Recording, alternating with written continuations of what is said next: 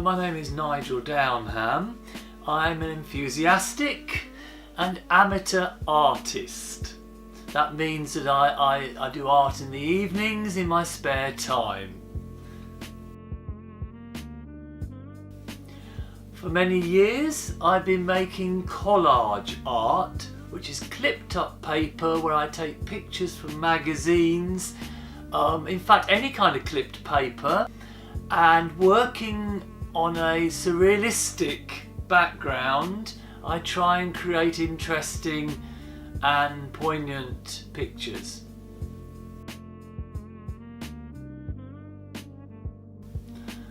I had some books on surrealist art, that is Salvador Dali, and several like him, including Picasso. I found it very fascinating the way you could show life in a different way with a picture.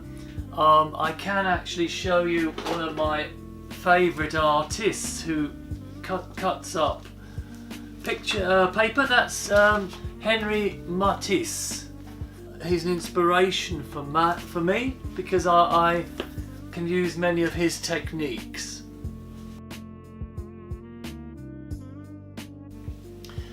I feel that because I've been working with the same technique, which is collage art, that I have refined the style I work with over many years. And you can get some feedback by looking at Instagram and find out how many other people are working in the same medium as you, collage, and where you stand in your style. So I feel I've developed my own Nigel style.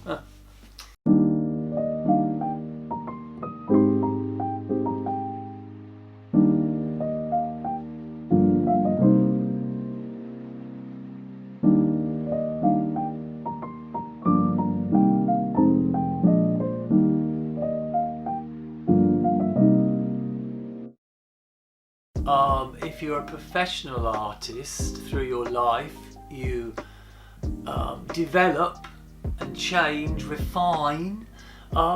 It's just the same if you work as an amateur artist. We hope that over time you can define your own style. Obviously it's a material you're working with, whether it's painting or clipping up paper, and there's technical challenges you learn over the years. Everything from what scissors you cut with, what you cut out, what glues you use, where you stick the actual picture. So it is a never stop learning. I use one kind of magazine which I cut out pictures from. I do not cut out objects, I cut out texture and colour and shape.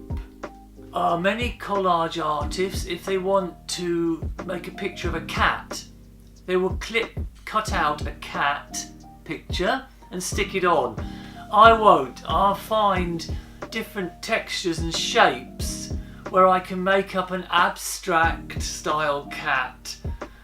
So I never use objects for what they're meant to be used for. So if I cut out a hat, that hat will be part of someone's figure's leg. It won't be a hat on their head. I don't know if that makes sense. Yeah, no, it makes sense. It makes sense.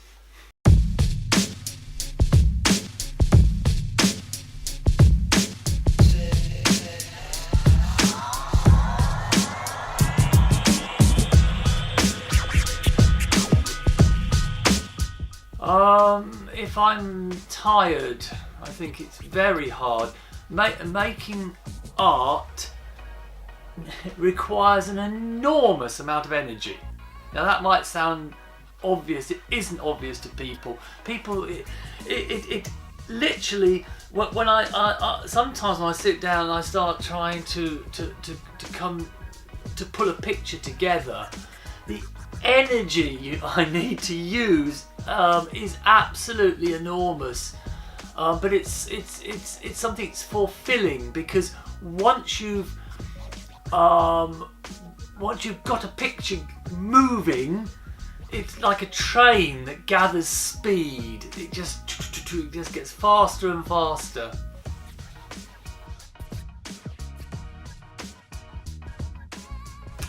That's a really good question, because we talked before how long you have been making things, and there are works that I made in the 1980s that I probably might not be able to live with now.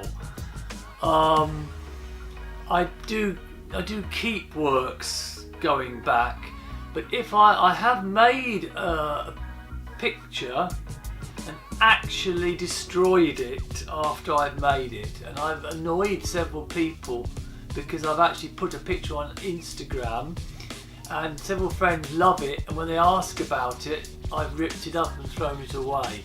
So I do make things sometimes that I actually don't like.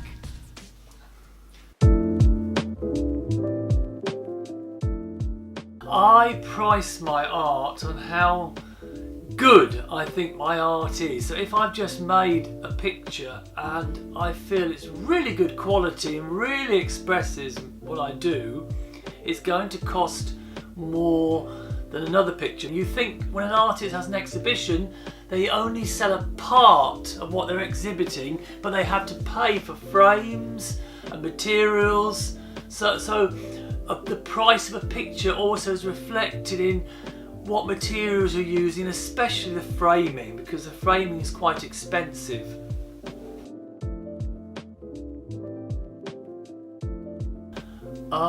The most important thing, if you are going to be a part-time artist in Oslo, is joining Forening, a club. So I'm a member of the Sunday Nordstrand art club. I meet other artists.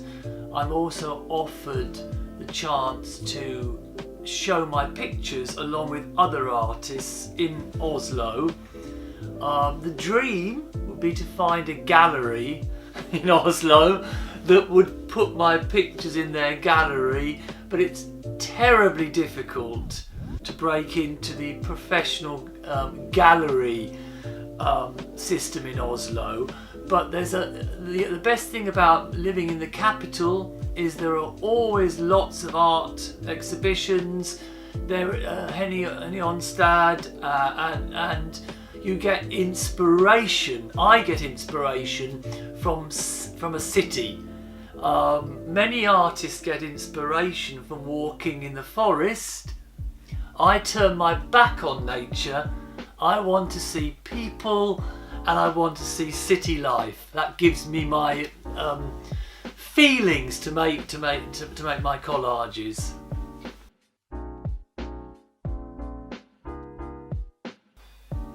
There are certain ways you can try and promote yourself. Instagram has proved to be one of the most effective, because I come into contact with artists all over the world. So I have an open art Instagram account and have contact with artists in Germany, New York. Occasionally an artist can be found on Instagram, and there is at least one famous Norwegian artist who was discovered on Instagram and asked to come to New York and show her paintings. But otherwise, we're relying on really exhibiting.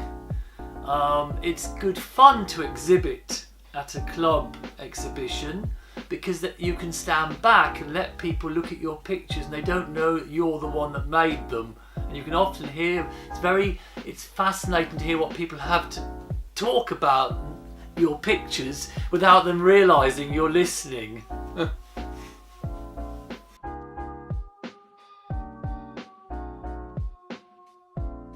I believe that anyone can be an artist. Anyone. The problem is, first of all, people think it's all down to technique. Technique is important. By technique, I mean drawing or painting, but that's only half of it. The other half is that passion to want to make something, to express yourself. Anyone can find that passion. And secondary comes the technique. So for example, you might want to work with cloth, and you might want to sew together patterns of cloth. You might want to use paper like I clip up. You might want to use paint. You can use almost anything to make art, including performance art. The most important thing is you want to do it. And if you don't have that drive to express yourself through an artistic medium, you're never going to do it. But I hate it when young people say to me, I can't draw, I can't paint. They believe that artistic expression is just based in technique and being good at a technique. It's not. It's having something important to say and saying it through a medium you're comfortable with.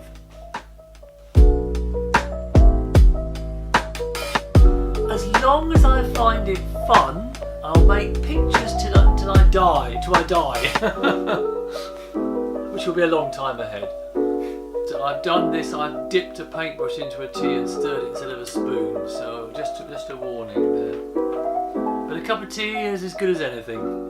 Cheers.